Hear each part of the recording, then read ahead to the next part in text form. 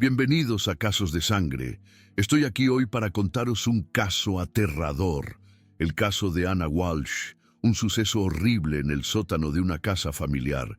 Durante más de un año se está llevando a cabo una investigación sobre la misteriosa desaparición de una joven mujer y madre de 3 niños, Anna Walsh. En enero del año anterior, el caso fue reclasificado como un acto de violencia, aunque el cuerpo de la estadounidense desaparecida de 39 años, de ascendencia serbia, aún no ha sido encontrado hasta el día de hoy. Su marido, Brian Walsh, que anteriormente tuvo problemas legales por fraude, fue detenido por acusaciones relacionadas con su desaparición. Nadie podría imaginar que este individuo pudiera ser responsable de hacer daño a la madre de sus hijos. Es notable que la familia Walsh aparentaba ser bastante próspera, exitosa y feliz en la superficie. Además, la pareja no tenía dificultades financieras, viviendo en una casa lujosa y pudiendo comprar todo lo que deseaban. Sin embargo, pocos sabían lo que ocurría tras las puertas cerradas de esta casa grande y bonita. Incluso la persona más cercana a Anna, su madre, no se percató del peligro que corría su hija. Curiosamente, Brian logró conquistar a Anna de su primer marido años atrás de una manera bastante peculiar. Tan peculiar, de hecho, que la mujer y su primer marido incluso buscaron protección policial contra el acoso y las amenazas. Aún así, ella acabó marchándose con Walsh, con quien estuvo casada durante más de 7 años. Anna Walsh, una historia de éxito. Anna Ljubicic, que más tarde fue conocida como Anna O'Neill tras su primer matrimonio, nació el 18 de abril de 1983 en la capital serbia de Belgrado. Aquí pasó sus años formativos, creciendo con su hermana menor en una familia culta. Su trayectoria académica la llevó al Quinto Instituto de Belgrado, donde destacó como una de las mejores alumnas. Buscando educación superior, Anna asistió a la prestigiosa Universidad de Investigación de Belgrado, la más histórica y extensa universidad de Serbia. Sus estudios académicos incluyeron una profunda inmersión en lenguas extranjeras, culminando en un máster en lengua y literatura francesa. A los 22 años, con su diploma en mano, Anna buscó horizontes más amplios y perspectivas de carrera en los Estados Unidos de América, un cambio totalmente apoyado por su familia. En 2005, embarcó en su sueño americano. Estableciéndose en los Estados Unidos de América, Anna se propuso profundizar su educación en gestión hotelera. Asumió funciones administrativas en hoteles prestigiosos, notablemente The Inn at Little Washington en Virginia, parte del círculo de hoteles de Elite Relais de Chateau. La calidez humana de Anna, su accesibilidad y sentido del deber la hicieron ascender rápidamente en la carrera profesional, ganándose el respeto de sus compañeros y supervisores. Multilingüe y hábil en resolver conflictos, su encanto natural y carisma le permitieron formar conexiones con facilidad. Querida por colegas y bendecida con un círculo creciente de amigos, Anna aprovechaba cada oportunidad para brillar. Se convirtió en ciudadana de los Estados Unidos de América, manteniendo su nacionalidad serbia, disfrutaba de unos ingresos elevados e invirtió en su propia propiedad y coche. Sus viajes ampliaron sus horizontes aún más y su carrera floreció, llevando a un ascenso a gerente senior. La inteligencia de Anna, belleza, figura esbelta y sonrisa radiante atraían a muchos admiradores. Durante su estancia en el Hotel Whitley en Lenox, Massachusetts, encontró el amor con Marcus O'Neill, el chef principal del establecimiento. Su romance llevó al matrimonio en 2009 y Anna adoptó el apellido de su marido, Brian Walsh, el hombre tras la máscara. Brian Paul Walsh nació en julio de 1975 en Boston, Massachusetts, en una familia bien conocida, rica y respetada. En su juventud, frecuentemente pedía dinero prestado a amigos para nunca devolverlo. Durante sus años universitarios, invitaba a amigos a los restaurantes más lujosos. Luego, a través de varios esquemas y manipulaciones, se aseguraba de que otros siempre pagaran su parte de la cuenta. Durante muchos años, Brian estuvo distanciado de su padre hasta el fallecimiento del señor Thomas Walsh en 2018.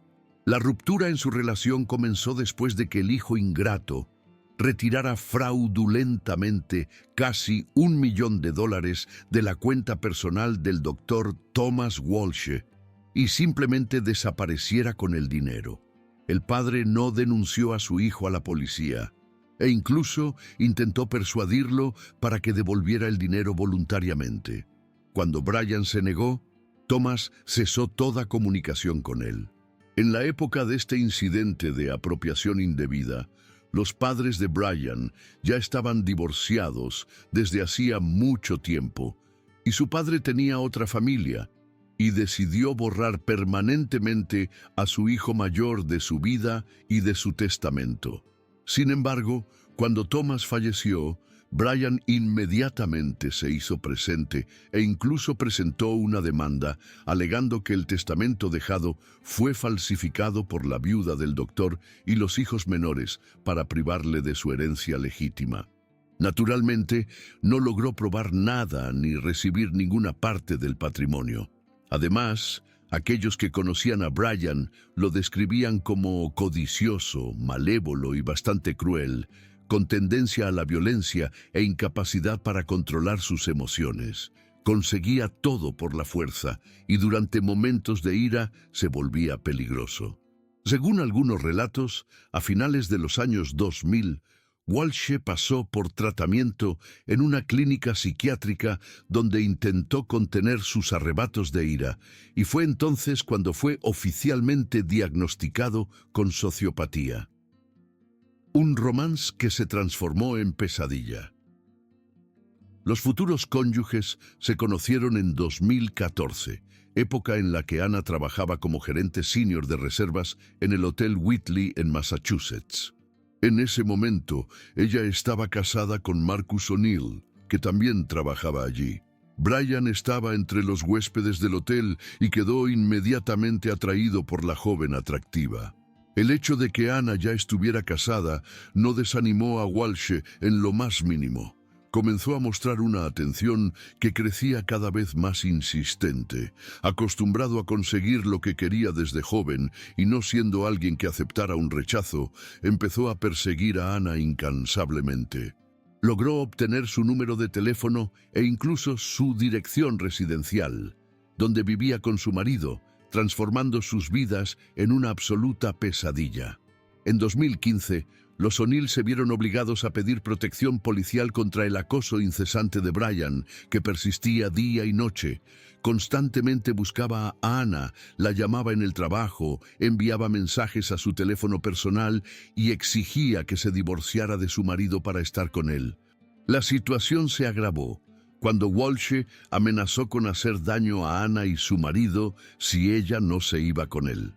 Lo que sucedió a continuación permanece incierto, incluyendo por qué Anna eventualmente cambió de opinión. Sin embargo, un año después de buscar protección policial contra Walsh, inesperadamente se divorció de su marido. Además, algunos meses después, Brian se convirtió oficialmente en su segundo marido. Los recién casados se establecieron en una casa lujosa en Cohasset, Massachusetts, ubicada a unos 32 kilómetros al sudeste de Boston, en un barrio sofisticado y bien equipado. En este matrimonio tuvieron 3 hijos en rápida sucesión. Los niños nacieron con algunos años de diferencia y en la época de la desaparición de su madre tenían 6, 4 y 2 años de edad. Anna no consideró tomar baja por maternidad y equilibraba con éxito el trabajo con la maternidad, continuando su trayectoria ascendente en la carrera. Asumió el puesto de gerente general regional en Tishman Speyer, una empresa del sector inmobiliario, donde recibía un salario elevado y efectivamente se convirtió en la principal proveedora de la familia. Como su trabajo frecuentemente la llevaba a Washington, Distrito de Columbia, también compró otra casa allí, registrada a su nombre, donde se quedaba durante viajes de negocios. Durante estos periodos, contaba con niñeras visitantes para ayudar a cuidar de sus niños. El caso de fraude contra Brian Walsh. ¿Qué hacía el jefe de esta gran familia mientras su esposa estaba tanto expandiendo la familia como construyendo su carrera? Brian estaba desempleado. El $1.000.000 que había sacado de su padre estaba disminuyendo, y todo lo que su esposa adquiría estaba sabiamente registrado a su nombre. Brian estaba buscando activamente fuentes de ingresos sin esfuerzo. Antes de casarse con Anna, Brian había pasado algún tiempo en Corea del Sur, donde hizo amistad con un individuo muy rico, cuya familia poseía una impresionante colección de arte. Al regresar a los Estados Unidos de América, Walsh mantuvo esta conexión y su amigo, inesperadamente, le pidió ayuda para vender varias pinturas del icónico artista Andy Warhol. Brian aceptó ansiosamente, pero decidió no solo vender las obras de arte por comisión, sino verdaderamente lucrarse con la transacción. Tenía acceso a una serie de pinturas abstractas del gran artista, colectivamente tituladas Shadow. Evaluó cada pintura, obtuvo la documentación necesaria, incluyendo certificados de autenticidad, y entonces decidió crear copias tanto de las imágenes como de los documentos que las acompañaban. Walsh se acercó a artistas que hicieron réplicas precisas de las pinturas. Convenció a los artistas de que necesitaba estas copias como respaldo, ya que cada una de las obras originales valía alrededor de $250,000. Durante varios años, el estafador vendió con éxito pinturas falsas, como originales, a coleccionistas de varios países, hasta que uno de sus compradores, un experto en arte especializado en el trabajo de Andy Warhol, rápidamente identificó una falsificación y demandó al estafador. El FBI asumió la investigación y en abril de 2021 el sospechoso se declaró culpable de vender arte falsificado. Fue puesto en arresto domiciliario después de que su abogado negociara un acuerdo exigiendo que devolviera las ganancias de la venta de las pinturas a los compradores para evitar prisión efectiva. Los movimientos de Brian fueron significativamente restringidos, pero tenía permiso para salir de casa 2 veces al día. Podía llevar a sus hijos a las instituciones educativas y recogerlos. Adicionalmente, tenía 2 horas y media por la mañana para visitar tiendas, farmacias, lavanderías y algunos otros lugares en su área para comprar artículos necesarios. La lista de estos lugares era limitada y aprobada en un documento oficial. El último año nuevo. El 31 de diciembre de 2022, la familia Walsh se estaba preparando para recibir el año nuevo juntos en la comodidad de su casa. Estaban presentes solo los cónyuges y sus 3 hijos. Debido a sus edades jóvenes, los niños se fueron a la cama temprano, dejando a Anna y Brian en la mesa del comedor. Ese día, Anna hizo su última publicación en las redes sociales, extendiendo sus felicitaciones y notando ambiguamente que el año había sido desafiante, pero ella y su marido permanecían unidos. Anna estaba programada para volar a Washington, Distrito de Columbia, por trabajo el 3 de enero. Pero el 4 de enero, su empleador, Tishman Speyer, informó de su desaparición a la policía. No se había presentado al trabajo, había perdido el cierre de un acuerdo crucial y su teléfono estaba inaccesible durante varios días. Independientemente de las acciones de Speyer, su marido también informó de su desaparición, expresando su preocupación de que no podía contactarla desde hacía varios días. Según Brian, vio a Anna por última vez el 1 de enero. Alegó que ella lo despertó temprano por la mañana diciendo que había algunos problemas en el trabajo y su jefe había solicitado que llegara antes de lo planeado. Después de eso, el señor Walsh creía que su esposa se había dirigido al aeropuerto con solo algunas pertenencias. Sin embargo, pronto surgieron inconsistencias en el caso. En primer lugar, Ana no había comprado, modificado o reservado un pasaje aéreo para el 1 de enero, ni había cancelado su vuelo programado para el 3 de enero.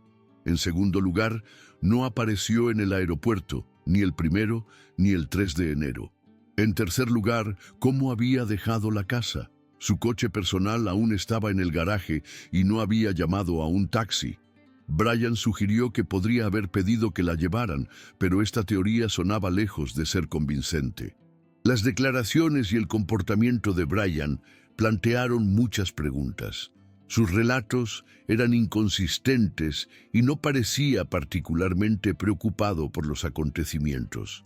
Incapaz de contactar con la madre de sus hijos durante más de 3 días, solo informó de su desaparición al 4.º día y solo después de que su lugar de trabajo hubiera llamado. Detención del sospechoso. Desde el principio, el señor Walsh fue considerado el principal sospechoso, pero las autoridades no tenían fundamentos suficientes para su detención o una orden para registrar la casa familiar. Realizaron solo una inspección superficial con el permiso del propietario, que no reveló nada. Brian alegó que estaba viviendo una vida normal durante aquellos 3 días, visitando tiendas habituales y ocupándose de las tareas domésticas. Sin embargo, verificar sus alegaciones resultó difícil. Siempre que salía de casa, olvidaba su teléfono, que según él era frecuentemente cogido sin permiso por sus hijos mayores para jugar a juegos. El 5 de enero, la policía hizo un llamamiento público a través de la televisión, mostrando una foto de Ana y solicitando que cualquier persona con información sobre su paradero o destino contactara inmediatamente con las autoridades. Sin embargo, ningún testigo se presentó. La última vez que se supo que Ana hizo llamadas fue a su madre y hermana el 31 de diciembre, haciendo de su marido la última persona conocida que la vio. Las imágenes de las cámaras de vigilancia del barrio no proporcionaron pistas. Ana no fue captada en ninguna cámara en la mañana del 1 de enero, como si nunca hubiera salido de casa. Al contrario, su marido fue grabado saliendo y regresando varias veces, pero era imposible determinar sus destinos. La afirmación de Walsh de una visita al supermercado fue desmentida. Su vehículo no fue visto en ninguna filmación en el trayecto, ni él fue localizado en la tienda.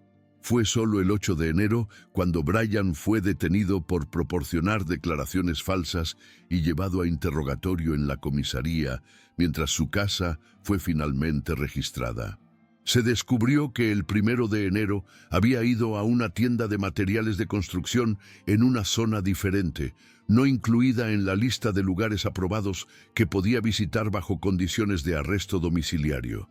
Allí gastó casi $500 en una cantidad significativa de productos de limpieza, sábanas de plástico, cinta adhesiva, una fregona con cubo y paños de limpieza. Pagó en efectivo, presumiblemente esperando que su visita pasara desapercibida. Investigación, descubrimientos perturbadores. Durante el registro, a primera vista, nada fuera de lo común o sospechoso fue encontrado en la casa. Todo estaba en su lugar, sin señales de lucha o manchas. Sin embargo, cuando las autoridades bajaron al sótano, ya no había dudas de que este era el lugar de un incidente grave.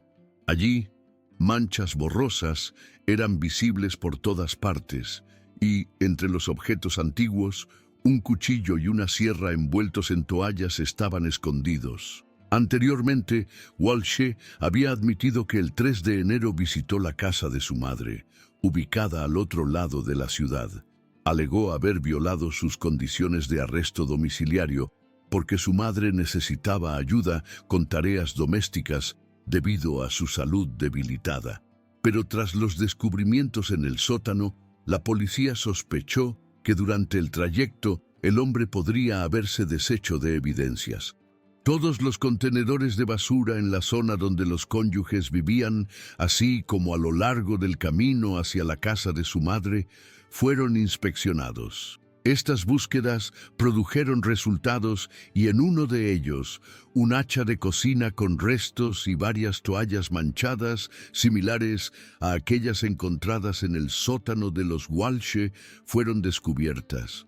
El análisis forense confirmó que los restos en el sótano, en las toallas, cuchillo, hacha y sierra, pertenecían a la desaparecida Ana, disipando cualquier duda remanente sobre su destino. Las evidencias digitales. La policía incautó un ordenador portátil perteneciente al señor Walsh, así como una tableta propiedad del hijo mayor de la pareja en la residencia de los Walsh. El historial de búsquedas en estos dispositivos dejó a los investigadores incrédulos. Semanas antes de la desaparición de su esposa, Brian estaba buscando activamente en línea información sobre los estados más favorables para el divorcio en términos de división de propiedad. También buscó información sobre si podría reclamar la segunda casa en Washington, Distrito de Columbia, propiedad de Ana y registrada solo a su nombre, revelando así un posible motivo para el incidente. En cuanto a la tableta, la primera consulta hecha alrededor de las 4 de la madrugada del 1 de enero fue: ¿cuánto tiempo tarda un cuerpo en empezar a descomponerse? Esto fue seguido por casi 2 decenas de búsquedas sobre cómo deshacerse de evidencias, cómo limpiar restos, cómo desmembrar, si un cuerpo podría ser identificado si los dientes fueran removidos, cuánto tiempo duran los restos de ADN y si una persona podría ser acusada si el cuerpo nunca fuera encontrado. Toda esta información fue buscada en la tableta del joven hijo de la mujer con quien fue despiadado. El 3 de enero, Brian ya estaba buscando cómo y cuándo alguien puede heredar la propiedad de una persona que desapareció. Claramente, estaba confiado de que escaparía del castigo y se estaba preparando para reclamar la herencia. El 18 de enero, Brian fue formalmente acusado por el incidente con su esposa, a pesar del hecho de que su cuerpo o cualesquiera restos no hubieran sido encontrados. El desenlace trágico. Los fiscales creen que en la noche del 1 de enero, Brian intencionalmente o accidentalmente agredió a su esposa y luego decidió deshacerse de las evidencias en el sótano de su casa. Después empaquetó todo en plástico y a lo largo de los días siguientes lo desechó en contenedores de basura en diferentes partes de la ciudad. La zona alrededor de la residencia de los Walsh, así como en un radio de varios kilómetros, fue minuciosamente examinada en busca de evidencias. Terrenos baldíos cercanos, zonas boscosas y cuerpos de agua también fueron rastreados, pero estos esfuerzos no produjeron resultados. El acusado se declaró inocente y se negó a revelar lo que había hecho. Adicionalmente, se reveló que Ana se sentía infeliz últimamente e incluso había considerado divorciarse de su marido. Mencionó esto varias veces durante conversaciones telefónicas con su madre y hermana. El día antes de su desaparición, llamó a su madre pidiéndole que la visitara por unos días. Sin embargo, su madre aparentemente no tomó en serio las palabras de su hija y decidió posponer su visita. El juicio de Brian Walsh está en curso. El acusado está actualmente detenido en el Centro Correccional de Norfolk, esperando su próxima audiencia judicial. La madre de Ana ha estado siguiendo la investigación desde su casa, pues no viajó a los Estados Unidos de América. El Ministerio de Asuntos Exteriores de Serbia contactó con el consulado en Nueva York, que a su vez ha estado en contacto con la oficina del fiscal del distrito de Norfolk para asegurar que la madre de Anna sea informada oportunamente sobre la investigación y audiencias. En cuanto a los 3 hijos de los Walsh, ahora están bajo custodia del Estado. Ninguno de los familiares de Brian desea cuidar de ellos, citando la edad y salud debilitada de la madre de Anna, y su hermana, que actualmente vive en Canadá, también se negó a recibir a sus sobrinos. Solo la amiga cercana de Anna, Pamela Bond, expresó disposición para cuidar de los niños, prefiriendo esto a verlos separados y colocados en diferentes hogares de acogida.